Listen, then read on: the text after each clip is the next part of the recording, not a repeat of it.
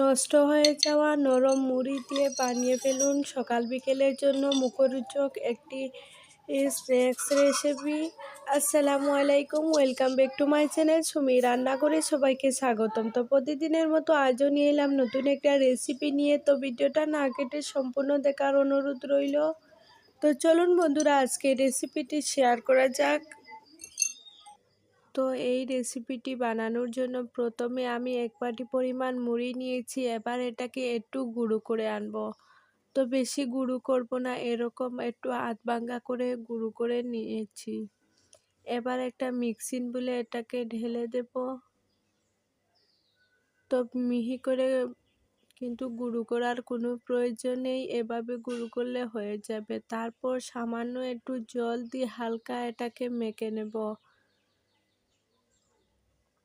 তো আমার চ্যানেলে নতুন বন্ধু পুরনো বন্ধু সবাইকে স্বাগতম। তোমাদের জন্য অনেকটা ভালোবাসা। তোমরাও এভাবে আমাকে ভালোবেসো বন্ধুরা, আমাকে সাপোর্ট করো। আর সবাইকে বলছি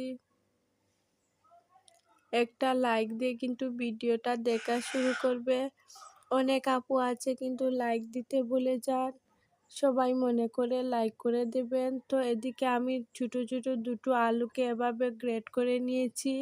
তো এখানে আমি কাঁচা আলু ব্যবহার করব, আপনারা চাইলে সিদ্ধ আলু ব্যবহার করতে পারেন, তবে কাঁচা আলু দিয়ে এটা বানালে বেশি খেতে ভালো লাগে। এবার মুড়িগুলিকে আবার একটু মাখিয়ে নেব।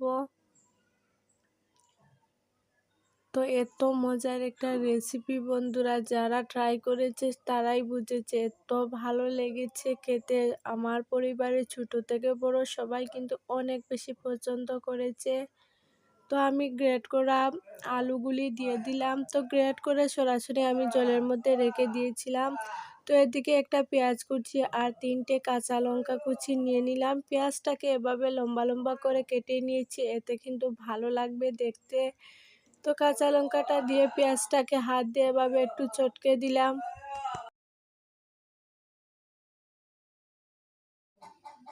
তো এবার এটাকে চটকে নিয়ে এখানে আমি 2 চা চামচের মতো বেসন এড করে দেব। তো বন্ধুরা সবাই বেসনটা দেওয়ার চেষ্টা করবেন, এতে খেতে কিন্তু অনেকটা মুচমুচে হবে। তো এখানে আমি 2 চা চামচের মতো নিয়ে নিয়েছি। আর নিয়ে নেব 1 চামচ থেকে সামান্য একটু কম লবণ। তো এবার এখানে আমি কিছু গুঁড়ো মশলা অ্যাড করে দেব। তো কালারের জন্য দিয়ে দিলাম আধা চা চামচের মতো হলুদ গুঁড়ো, আধা চা চামচের মতো কাশ্মীরি লাল লঙ্কার গুঁড়ো, আর দিয়ে দেব একটা দারুণ সুন্দর একটা মশলা, আর 2টো চিলি ফ্লেক্সকে এভাবে আমি গুঁড়ো করে দিয়েছি। আর এই মশলাটা ব্যবহার করব বন্ধুরা, খেতে এতটাই মজার হয়, এই মশলাটা অ্যাড করলে দারুণ লাগে খেতে। তো এখানে 1 চা চামচের মতো এই মশলাটা অ্যাড করে দেব, দিয়ে খুব ভালো করে এটাকে মাখিয়ে নেব। তো এটা কিন্তু সময় নিয়ে মাখাতে হবে, যত বেশি সময় নিয়ে মাখাবেন তত কিন্তু খেতে ভালো লাগবে। এত মজার একটা নাস্তা রেসিপি মুড়ি দিয়ে তৈরি করা যায়। সবাই একবার হলে এই রেসিপিটি ট্রাই করবেন, সবাই এই রেসিপির ফ্যান হয়ে যাবেন। অনেক সুন্দর একটা রেসিপি, পরিবারের ছোট থেকে বড় সবাই কিন্তু এই রেসিপিটি অনেক বেশি পছন্দ করবে। তো ঘরে থাকা সামান্য উপকরণ দিয়ে কিন্তু আজকে রেসিপিটি তৈরি করে নিলাম। একদম সহজে কম সময়ে নেওয়া যায় এই রেসিপিটি। তো এটা কিন্তু সন্ধ্যা স্ন্যাক্স হিসাবেও কিন্তু দারুণ লাগবে, বা সকালে চায়ের সাথে হোক বা সন্ধ্যার চায়ের আড্ডায় যে কোনো সময় কিন্তু এই রেসিপিটি অনেক বেশি ভালো লাগবে। তো খুব ভালো করে এবার মাখিয়ে নিলাম। দেখুন এখানে কিন্তু একদম শুকনো শুকনো করে মাখিয়ে নিয়েছি। এবার হাতটা পরিষ্কার করে নিয়ে আসবো। এবার এটাকে একটা লম্বা লম্বা করে ছিপ দিয়ে কিন্তু আজকের টিফিনটা তৈরি করে নেব। খুব জোরে খিদে পেলে কিন্তু কম সময়ে এটা তৈরি করে নিতে পারেন। একদম বাজার থেকে কিছু কিনে আনা লাগবে না, ঘরে থাকা উপকরণ দিয়ে কিন্তু বানিয়ে নেব। তো এভাবে কিন্তু আমি চপের একটা শেপ দিয়ে দেব, লম্বা লম্বা সাইজ করে। তো পেঁয়াজটাকে এভাবে লম্বা লম্বা করে দেওয়ার কারণে কিন্তু খেতে অনেকটা ভালো লাগবে, আর অনেকটা দেখতেও সুন্দর লাগে। তো তো আমার কাছে তো ভালো লাগে, যে যেরকমভাবে ভালো লাগে সেরকমভাবে বানিয়ে নিতে পারেন। তো এক এক করে কিন্তু সবকটি এভাবে আমি বানিয়ে নেব।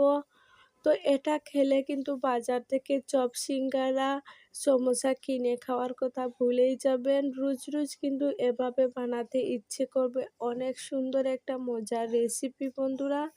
তো এভাবে করে সবকটি কিন্তু নাস্তা আমি তৈরি করে নিলাম। তো এখানে আমার 5টার মতো হয়েছে। আপনারা কিন্তু বানালে একটু বেশি করে বানাবেন, খেতে এতটাই মজার লাগেছে সবাই একটা খেয়ে কিন্তু আরেকটা খুঁজবে। তো এদিকে একটা ফ্রাই প্যান বসিয়ে দিলাম, ফ্রাই প্যানের মধ্যে দিয়ে দিলাম 1 কাপ পরিমাণ তেল। তো আপনারা আরও বেশি তেলেও এটাকে ভাজতে পারেন বা আরও কম তেলেই ভাজতে পারেন। আমি এখানে 1 কাপ পরিমাণ তেল নিয়েছি, এতটা বেশিও নয় এতটা কমও নয়। এবার তেলটা হালকা গরম হয়ে আসলে এক এক করে কিন্তু নাস্তাগুলি দিয়ে দেব। তো বেশি তেলটা গরম করলে কিন্তু এতে খুব জলদি কিন্তু কালার এসে যাবে আর ভিতরটা কিন্তু একদম কাঁচা ভাব থাকবে, তাই তেলের পরিমাণটা কম গরম করে কিন্তু দিয়ে দিতে হবে। তো একসাথে কিন্তু আমি সবকটি খুব সুন্দরভাবে ভেজে নেব।